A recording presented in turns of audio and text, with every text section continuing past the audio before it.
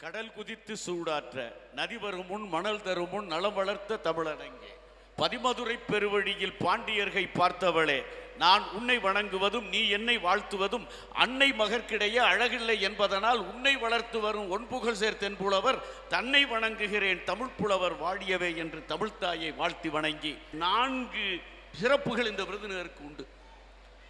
ஒன்று, ஒருத்தர் முதலமைச்சராக இருக்கிறவர் ஒரு கூட்டத்துக்கு கிளம்பிக்கிட்டு இருக்காரு. அப்ப சிவாஜி கணேசன் வர்றாரு. வந்து கேட்கிறாரு, ஐயா நீங்க எப்பவும் துண்டு இடது பக்கம் தானே போடுவீங்க, இப்ப வலது பக்கம் போட்டிருக்கீங்களே, என்ன காரணம்னு கேட்டாரு. அதெல்லாம் ஒண்ணும் இல்லை அப்படின்னாரு. இல்லையா, நீங்க ஏதாவது விஷயம் இல்லாம செய்ய மாட்டீங்க, வலது பக்கம் போட்ட துண்டை இடது பக்கம் போட்டிருக்கீங்களே, காரணம் என்னன்னு கேட்டார். அட ஒண்ணும் இல்லையா, விடல. அவர் சிவாஜி கணேசன் விடல. அப்படியே இந்த துண்டை எடுத்து காட்டினாரு. இந்த இடத்துல சட்டை கிழிஞ்சு இருந்துச்சு. அவர் தான் படிக்காத மேதை அப்படி இப்படிலாம் சொல்றமே அந்த மகான், நம்மளையெல்லாம் வாழ வைத்த மகான். அவர்னால இந்த மண்ணுக்கு பெருமை. ரெண்டாவது, தம்பி பேசினாங்க, நான் என்னுடைய பட்டத்துக்காகத்தான் இந்த இடத்தில் உட்கார வச்சிருக்கேன். இல்லை தம்பி, அது இல்லை, பணத்துக்காகத்தான் இங்கே உட்கார வச்சது உங்களை. எல்லாருமே பணம். இந்த ஊரில் இருக்கக்கூடிய எல்லாருமே செல்வந்தர்கள், பெரிய செல்வந்தர்கள் தான். அதுலாம் ஒன்றும் குறைச்சல்ல. இப்போ குருசாமி என்னாச்சு, நானும் கோயிலுக்கு போகிறோம். அங்கே அர்ச்சகர் என்ன செய்வார், அவருக்கு 2 பேரும் போனால் 2 பேருக்கு மாலையை போட்டுருவார். அவர் போயிட்டார் முதல்ல. அவர் போன உடனே என்ன செய்வார், அர்ச்சகர் பெரிய மாலையை தூக்கி அவர் கழுத்தில் போட்டு திருநீரை பொட்டலமெல்லாம் போட்டு பக்குவமாக அவர் கொடுப்பாரு. காரணம் என்ன, இவர் படிச்சிருக்க பட்டமா இல்லை இவர் செஞ்சுக்கிட்டு இருக்க பெரிய பதவியா, அதெல்லாம் ஒன்றும் கிடையாது. அவர்கிட்ட துட்டு இருக்கு. 500 ரூபா நோட்டத்துக்கு டக்குன்னு போடுவார். 500 ரூபா நோட்டை தூக்கி டக்குன்னு போடுவார். நான் போறேன்னு வச்சுக்குவோம், இவன் வெறும் பைய வேண்டாம், என்னடா இருக்க போகுது, ஒரு கண்டுக்கிறவே மாட்டார். அப்போ பணம் பணம் பணம். இந்த உலகத்தை குத்தகைக்கு எடுத்திருக்கக்கூடிய மொத்த வியாபாரி. இதில் விலை போகாத சரக்குகளே இல்லை. அந்தமான் காதலில் சிவாஜி கணேசன் சொன்னார், விலை போகாத சரக்கே இல்லை சார். தாய் தகப்பனை தவிர பணம் இருந்தா எல்லாத்தையும் விலைக்கு வாங்கலாம். உங்க பட்டம் பதவி, இப்ப பட்டம்லாம் சீரழிஞ்சு கிடக்கல பல்கலைக்கழகத்தில், எப்படிங்கிற தெரியுமில்ல உங்களுக்கு. ஏதோ பட்டத்தை பத்தி பேசுறீங்கள, நாருது பேப்பர்ல. அப்ப பட்டத்தினால ஒண்ணும் கிடையாது. சரி, இருக்கிற பதவிகள் இருக்காங்க இல்லையா, எந்த அலுவலகத்துக்கு, அரசு அலுவலகத்துக்கு போய் உங்களுக்கு முன்னாடி சேர் போட்டு, ஐயா வாங்க, உங்களுக்கு என்ன விஷயம், எதுக்காக வந்திருக்கீங்க, உங்க வேலை என்ன, எந்த அதிகாரியாவது கேட்டிருக்காங்களா சொல்லுங்க. அப்ப பதவியிலே ஒண்ணும் புண்ணியம் இல்ல, பாரம்பரியத்திலே ஒண்ணும் விஷயம் கிடையாது. அதாவது அந்த காலத்துல இந்த விருதுநகருக்கு அவ்வளவு பெருமை உண்டு. பணக்காரங்க.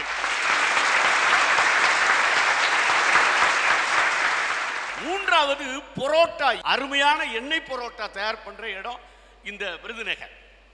அப்ப விருதுநகருக்கு பெருமை 3. ஒன்று காமராஜரால் வந்த பெருமை, மற்றொன்று இந்த ஊரில் இருக்கக்கூடிய நியாயமாக உழைத்து சம்பாதித்த செல்வர்களால் வரக்கூடிய பெருமை, மூன்றாவது எண்ணெய் புரோட்டாவால் வரக்கூடிய பெருமை. ஆனா அந்த காலத்துல பாடினாயா, பொதிய ஏத்தி வண்டியிலே பொள்ளாச்சி சந்தையிலே, பொதிய ஏத்தி வண்டியிலே பொள்ளாச்சி சந்தையிலே, விருதுநகர் வியாபாரிக்கு செல்ல கண்ணு, நீயும் வித்து போட்டு பணத்தை என்ன செல்ல கண்ணு சொன்னான் இல்லையா. ஏன் விருதுநகர் சொல்றான், அருப்புக்கோட்டையை சொல்றது, மதுரையை சொல்றது, இங்கேதான் நேர்மையான வியாபாரிகள் இருக்கிறார்கள் என்பதற்காகத்தான் விருதுநகர் அன்னைக்கே பாடி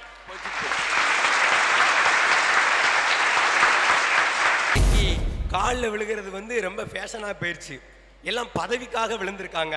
ஆனால் பதவியிலே இருந்த ஒரு ஆள் இருந்தார். யார் தெரியுமா?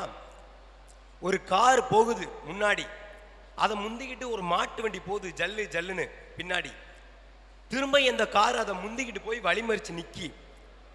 அந்த கார்ல இருந்து ஒரு மனுஷன் இறங்கி வராரு. இறங்கி வந்து அந்த மாட்டு வண்டியில் உட்கார்ந்து அந்த பெரியவருடைய காலில் விழுந்து, ஐயா எனக்கு திருவாசகத்துக்கு உரை எழுதி கொடுங்கன்னு பணிவா கேட்காரு. அந்த காலில் விழுந்தவர் யார் தெரியுமா? ஆலை பேரரசர் கலைத்தந்தை கருமுத்து தியாகராஜர் செட்டியார் அவர்கள். அந்த மாட்டு வண்டியில் உட்கார்ந்துருந்தவர் யார் தெரியுமா? பண்டிதமணி மு கதிரேசன் செட்டியார். அவர் 7 ஆலைகளுக்கு அதிபதி. அவர் நினைச்சிருந்தா சொல்லியிருக்கலாம், உங்களுக்கு பணம் தாரேன், எனக்கு இவ்வளவு பணம் தாரேன், எங்களுக்கு எழுதி கொடுக்கணும் அப்படின்னு சொல்லி அவருடைய இடத்துக்கே வரவழைச்சு சொல்லியிருக்கலாம். ஆனா அவருடைய படிப்புக்கும் போய் பக்கத்துல காலில் விழுந்து ஒரு பணிவா ஒரு மதிப்பை கொடுத்தாரு பாத்தீங்களா?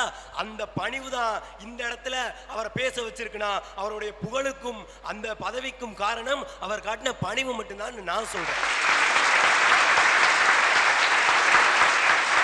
அழகா ஒரு கவிதை சொல்லுது, நீ அதிகம் பேசுகிறாயா, உனக்கு அடுத்த பிறவி அமெரிக்காவில்.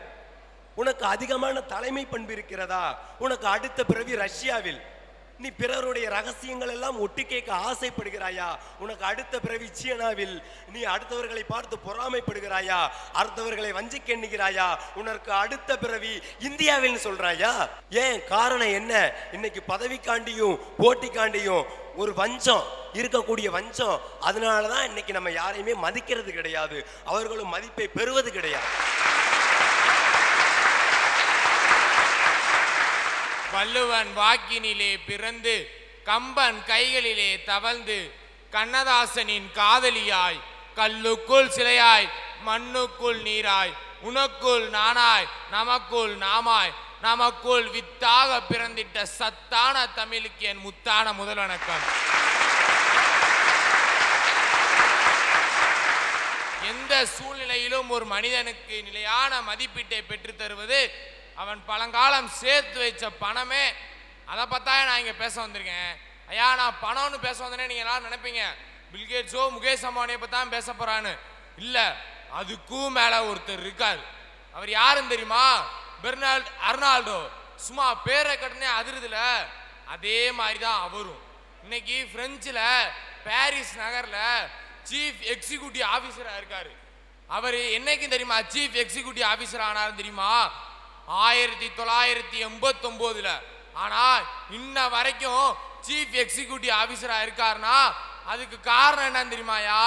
அவரு பழங்காலமா சேர்த்து வச்ச பணமே இன்னைக்கு டாப் 10 ரிச்சஸ்ட் மேன்ல வந்து அவர் 5வது இடத்துல இருக்காரு. உலகத்திலே பணக்கார அளவுல 5வது இடத்துல இருக்க அவரு 85 பில்லியனுக்கு ஓனரா இருக்காருயா. அதுக்கு காரணம் என்னையா? அவர்கிட்ட இருக்க பணந்தால.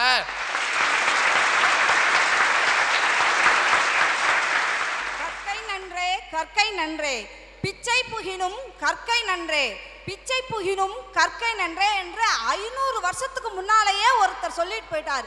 யார் தெரியுமாங்க? அதிவீர ராம பாண்டியர் என்னும் பாண்டிய மன்னர். படிக்காத பாமரனும் மனிதன்தான் தமிழன்தான், படித்து பட்டம் பெற்றவனும் மனிதன்தான் தமிழன்தான், பணத்தோடு வாழ்பவனும் மனிதன்தான் தமிழன்தான். ஆனால் யார் ஒருவன் தனது பண்பாட்டையும் பரம்பரையையும் கடைபிடிக்கவில்லையோ அவன் மனிதனும் இல்லை, தமிழனும் இல்லை. அதனாலதான் சார் சொல்றேன், ஒரு மனுஷனுக்கு என்னைக்குமே நிலையான மதிப்பீட்டை பெற்று தருவது பரம்பரையான பாரம்பரியம்னு.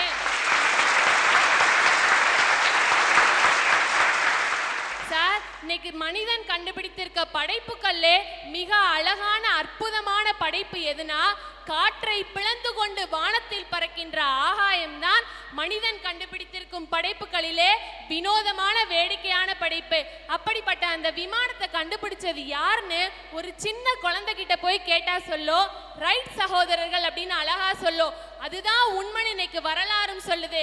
ஆனா உண்மையாவே விமானத்தை கண்டுபிடிச்சது ரைட் சகோதரர்கள் தானா? கிடையாது. பல ஆயிரம் ஆண்டுகளுக்கு முன்பே விமானத்தை கண்டுபிடிச்சவர் தான் பரத்வாஜ் ரிஷிங்கிற ஒரு மாமனிதர்.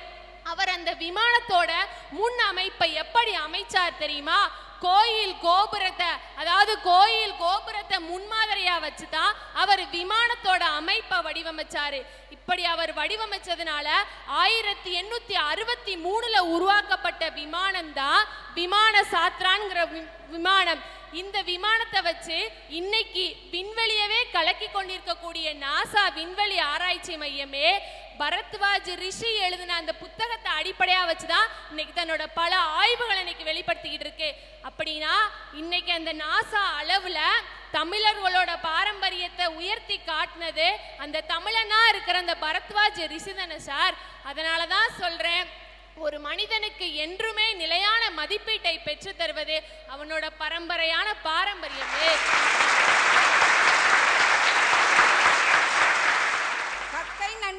கற்கை நன்றே, பிச்சை புகினும் கற்கை நன்றே, பிச்சை புகினும் கற்கை நன்றே என்று 500 வருஷத்துக்கு முன்னாலேயே ஒருத்தர் சொல்லிட்டு போயிட்டார்.